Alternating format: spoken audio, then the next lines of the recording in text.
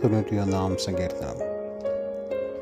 അത്യുന്നതൻ്റെ മറവിൽ വസിക്കുകയും സർവശക്തൻ്റെ നിഴലിൻ കീഴിൽ പാർക്കുകയും ചെയ്തവൻ. യഹോവയെക്കുറിച്ച് അവൻ എൻ്റെ സംഗീതവും കോട്ടയും, ഞാൻ ആശ്രയിക്കുന്ന എൻ്റെ ദൈവം എന്ന് പറയുന്നു. അവൻ നിന്നെ വേട്ടക്കാരൻ്റെ കെണിയിൽ നിന്നും നാശകരമായ മഹാമാരിയിൽ നിന്നും വിടുവിക്കും. തൻ്റെ തൂവൽ കൊണ്ട് അവൻ നിന്നെ മറയ്ക്കും. അവൻ്റെ ചിറകിൻ കീഴിൽ നീ ശരണം പ്രാപിക്കും. അവൻ്റെ വിശ്വസ്തത നിനക്ക് പരിചയം പലകയുമാകുന്നു. രാത്രിയിലെ ഭയത്തെയും പകൽ പറക്കുന്ന അസ്ത്രത്തെയും ഇരുട്ടിൽ സഞ്ചരിക്കുന്ന മഹാമാരിയെയും ഉച്ചയ്ക്ക് നശിപ്പിക്കുന്ന സംഹാരത്തെയും നിനക്ക് പേടിക്കുവാനില്ല. നിൻ്റെ വശത്ത് 1000 പേരും നിൻ്റെ വലത്ത് വശത്ത് 10,000 പേരും വീഴും, എങ്കിലും അത് നിന്നോട് അടുത്ത് വരികയില്ല. നിൻ്റെ കണ്ണുകൊണ്ട് നീ നോക്കി ദുഷ്ടന്മാർക്ക് വരുന്ന പ്രതിഫലം കാണും. യഹോവേ, നീ എൻ്റെ സംഗീതമാകുന്നു.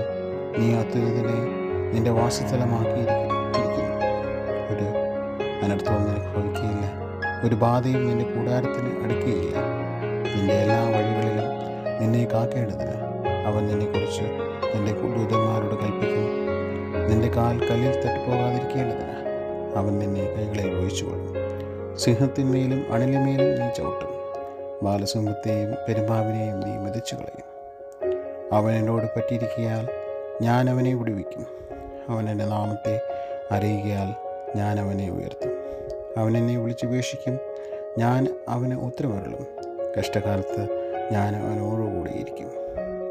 ഞാൻ അവനെ വിടുവിച്ച് മഹത്വപ്പെടുത്തും. ദീർഘായുസ് കൊണ്ട് ഞാൻ അവനെ തൃപ്തി വരുത്തും. എൻ്റെ രക്ഷയെ അവന് കാണിച്ചു കൊടുക്കും. Praise the Lord.